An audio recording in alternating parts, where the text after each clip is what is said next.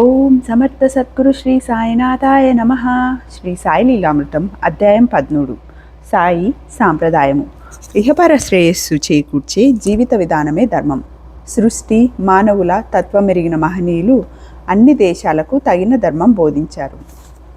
ప్రకృతిలో ప్రతిదానికి వృద్ధి క్షయము పునరుద్ధరణ సహజమైనట్లే ధర్మానికి కూడా సహజం. కాలక్రమేణా ధర్మంలో మూఢాచారాలు చోటు చేసుకోవడం వలన మత విద్వేషాలు ఏర్పడ్డాయి. అందుకే ప్రతి యుగంలో వలనే ఈ యుగంలో కూడా నిజమైన ఆధ్యాత్మిక ధర్మం తెలిపి మూఢాచారాలు తొలగించడానికి బాబా అవతరించారు. శ్రీకృష్ణుడు, బుద్ధుడు, క్రీస్తు, మహమ్మద్దుల వలనే ఆయన మనకు ధర్మం తెలిపారు. ఒక పేద బ్రాహ్మణుడు బాబాను తన సహాయం కోరాడు. కానీ లోపల ఆయన ముస్లిం అనే శంక కూడా ఉన్నది. మొదట కొంతసేపు సాయి పట్టించుకోలేదు. కానీ చివరికి ఒక కాగిత పొట్లం ఇచ్చి, దీనిని ఇంటికి తీసుకుపోయి నువ్వు బిడ్డలు తినండి, దారిలో విప్పి చూడొద్దు అన్నారు. అతడు తన ఊరికి బయలుదేరాడు. పోను పోను కుతూహలం ఎక్కువై చివరికి ఒక కాలువగట్టు చేరి ఆ పొట్లం విప్పి చూశాడు.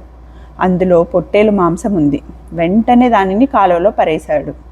నీటికి తగలగానే ఆ మాంసం బంగారంగా మారి చూస్తుండగానే మునిగిపోయింది. అతడు నిరాశగా తన పైపంచ కాలువలో పిండుకున్నాడు. అప్పుడు అందులో ఒక సన్నని బంగారు పోగు కనిపించింది.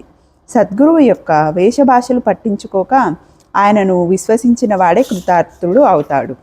నిత్య జీవితంలో మనోనిగ్రహం సాధించిన వారికి మాత్రమే ఉపవాసం ఇంద్రియ నిగ్రహం సాధించడానికి పనికొస్తుంది. మిగిలిన వారికి ఉపవసించినప్పుడు రుచుల మీదకు మనస్సు పోతుంది కనుక వ్యర్థమే కాక అనర్థం కూడా. అందుకే సాయి తన భక్తులను ఉపవసించనిచ్చేవారు కాదు.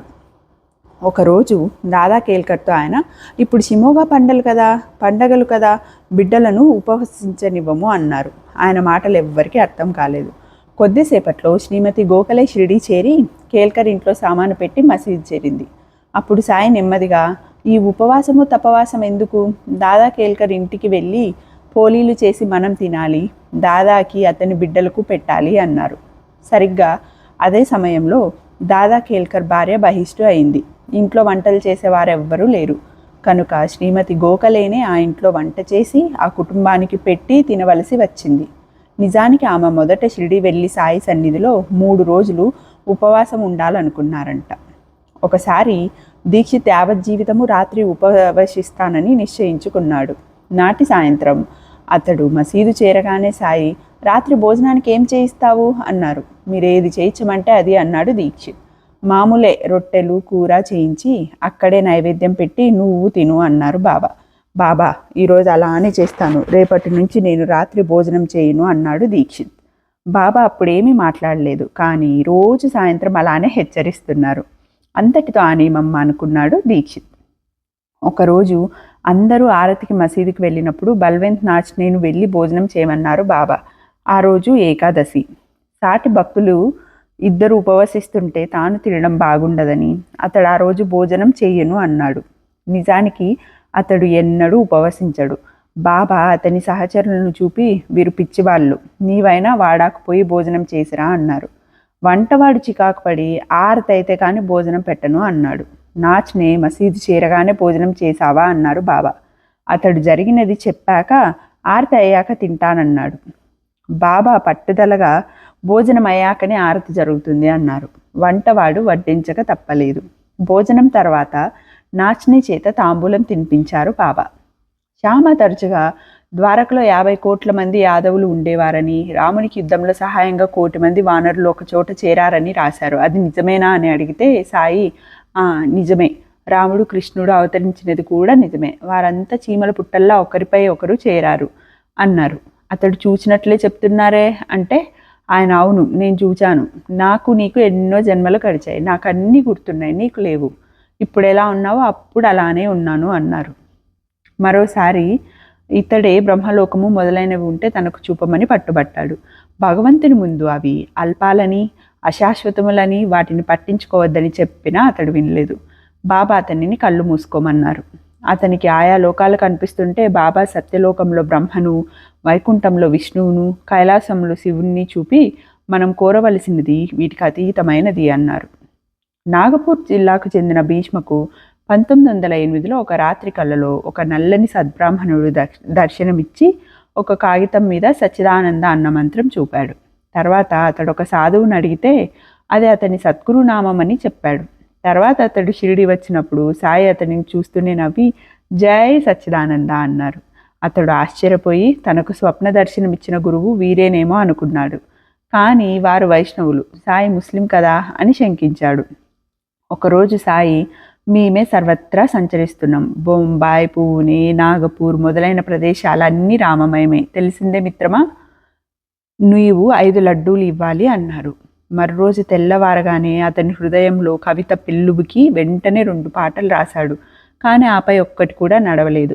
వాటిని సమర్పించగానే సాయి అతనినే పాడి వినిపించమన్నారు. అతడు పాడాక అతని తలపై చేయి పెట్టి ఆశీర్వదించారు. అతనికి మళ్ళీ స్ఫూర్తి కలిగి మరి 3 పాటలు రాసి ఆయనకు వినిపించాడు. అవే మొదటి షిరిడి హారతులు. సాయి ఇలా కోరి తమ తపశ్శక్తి ధారపోసి రాయించుకొని దక్షిణగా తీసుకున్నవి. తర్వాత దాసగును మాధవులు మరికొన్ని పాటలు చేర్చి నేటి షిరిడి హారతులు కూర్చారు. అందుకే భావమెరిగి వాటిని పాడుకోవడం ఎంతో శ్రేయస్కరం. మన శాస్త్రాలను బాబా చక్కగా వివరించారు. శ్రోత్రియుడు నానా చందోర్కర్ తనకు భోజన సమయంలో తరచుగా అతిథులు దొరకడం లేదు అన్నాడు. బాబా అన్నారు, నానా, శాస్త్రాల్లో పొరపాటు ఏమీ లేదు. వాటిని నీవే సరిగ్గా అర్థం చేసుకోలేదు. అతిథి అంటే మానవుడే కాదు, భోజన సమయానికి వచ్చిన ఏ ప్రాణి అయినా అతిథే. క్రిమి కీటకాల నుండి మానవుల వరకు నిజంగా లభించిన అతిథులను నువ్వు గుర్తించడం లేదు. కాకబలికి బయట సమృద్ధిగా అన్నం విడిచిరా. ఏ ప్రాణిని పిలవద్దు, తరమొద్దు. ఏ ప్రాణి వచ్చిందన్నది పట్టించుకోవద్దు. అలా చేస్తే లక్షలాది అతిథులను ఆదరించినట్లే. ఏ విషయంలోనైనా కొంతవరకు జాగ్రత్త అవసరమే, సహజమే. కానీ సర్వానికి కర్త భగవంతుడేనని, సద్గురు అనుగ్రహాన్ని మించినది ఏదీ లేదన్న సత్యాన్ని అది మరిపించకూడదు. అది పిరికితనంగా, మూఢనమ్మకంగా మారకూడదు.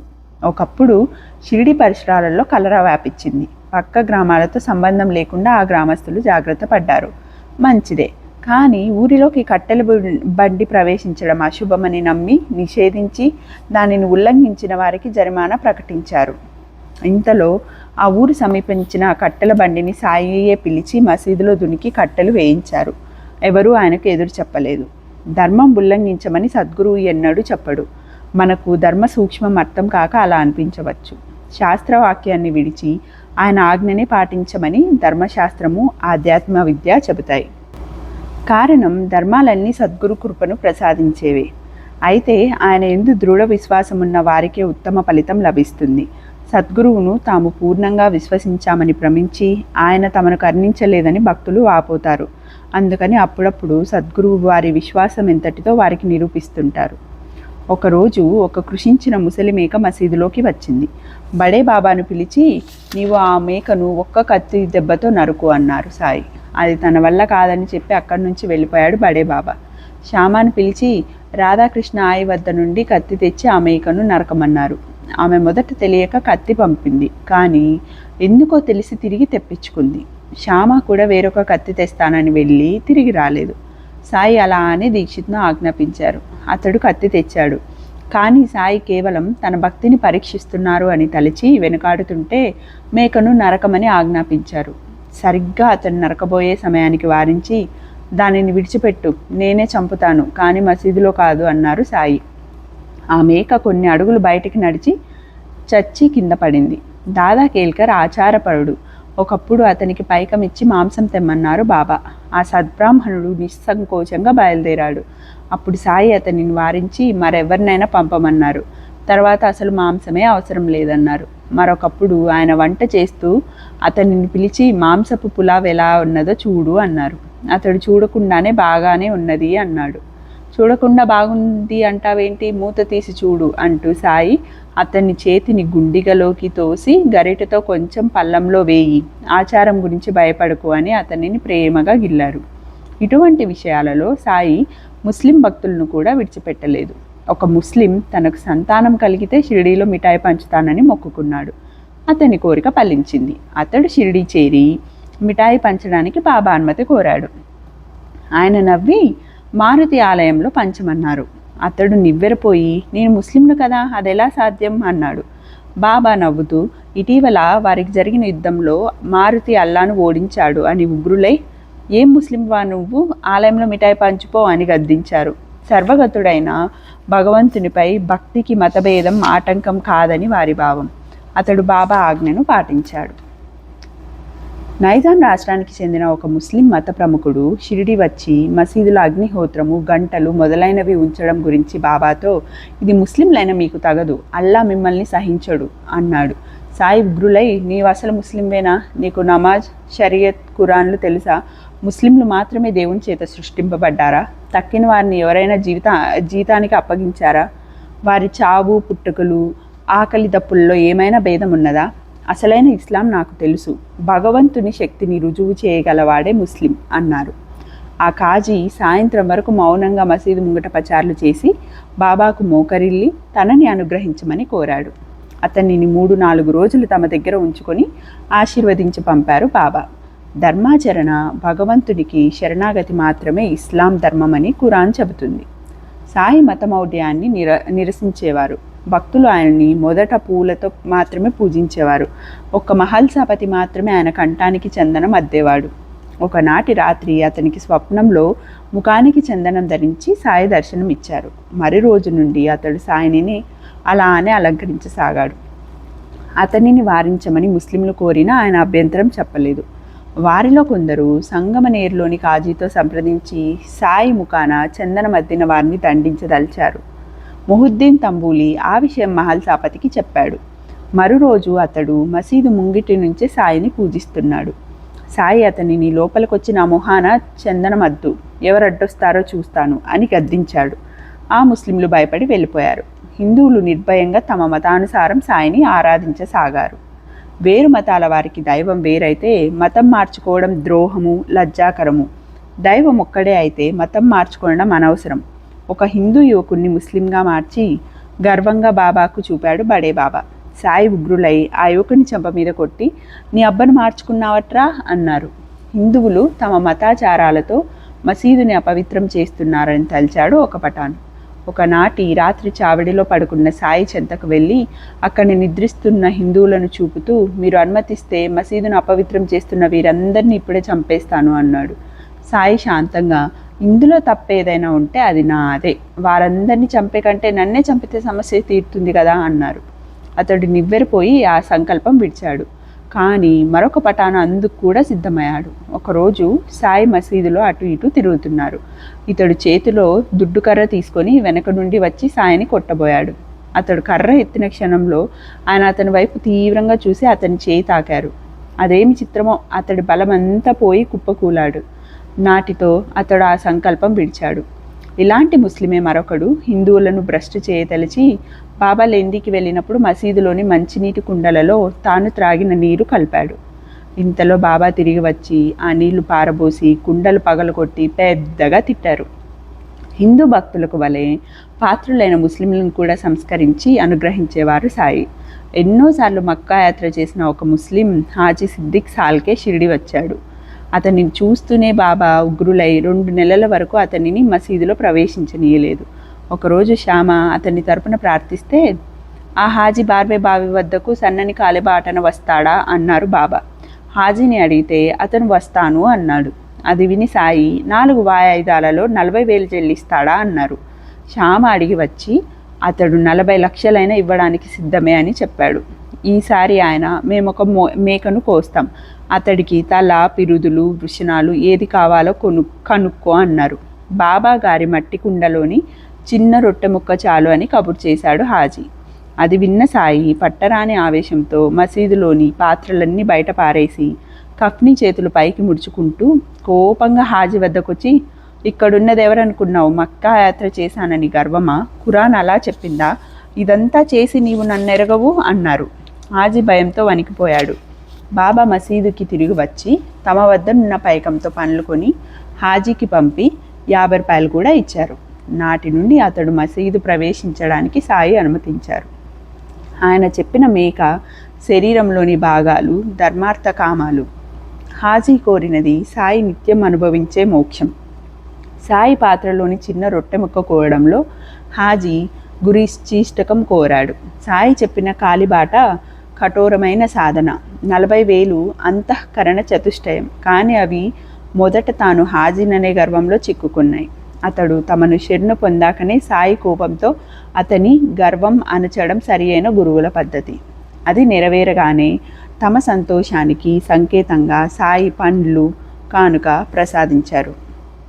ఇలానే హిందువులను కూడా సంస్కరించారు సాయి. బల్వంత్ నాచ్ని 1915లో ఒకనాటి రాత్రి 8 గంటలకు సాయిని దర్శించి ముక్తి మార్గం చెప్పమని ప్రార్థించాడు.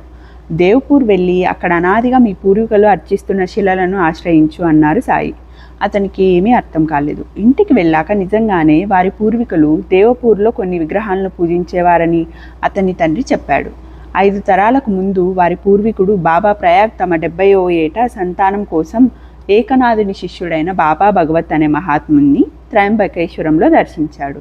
ఆయన ఆశీస్సులతో కలిగిన పసిబిడ్డను దేవపూర్కి తీసుకెళ్లి జ్ఞానేశ్వరి వ్రాత ప్రతి చేతిలో పెట్టారు భాగవత్. వంశం నిలబడితే ఆ వంశస్థులు భాగవత్ వంశస్థుల నుండి ఉపదేశం పొందుతామని ఆ పూర్వీకుడు మొక్కుకున్నాడు. ఇదంతా సాయికి తెలియడమే ఆశ్చర్యం. అయినా చాలా సంవత్సరాలకు నాచ్నే 1927లో నాను మహారాజ్ అనే 15 సంవత్సరాల మహాత్ముని దర్శించాడు. ఆయన దేవ్పూర్ వెళ్ళావా అన్నారు. నాచ్నే ఆశ్చర్యపోయి ఆ గురువంశంలో నాకంటే పెద్దలెవ్వరూ లేరని వెళ్ళలేదు అన్నాడు. అయితేనేం, నా గురువు శ్రీ దోయ్పాడ్ నాకంటే చిన్నవారు, నీ గురువు పేరు భాగవత్ అన్నారు ఆ మహాత్ముడు. నాచ్నే త్వరలో దేవ్పూర్ వెళ్ళి ఉపదేశం పొందాడు. సంవత్సరం తర్వాత నాను మహారాజ్ ముంబై వస్తున్నారని అతనికి తెలిసి స్టేషన్కి వెళ్ళాడు నాచ్నే. నాను మహారాజ్ అతనికి తమ గురువైన 8 సంవత్సరాల శ్రీపాద దోయ్పాడ్ గారిని చూపారు. తర్వాత ఈ శ్రీపాదులు కొంతకాలం గుంటూరులో మెట్రిక్ చదివారంట. ఇంతటితో అధ్యాయం 13 ముగిసింది. ఓం సాయిరాం.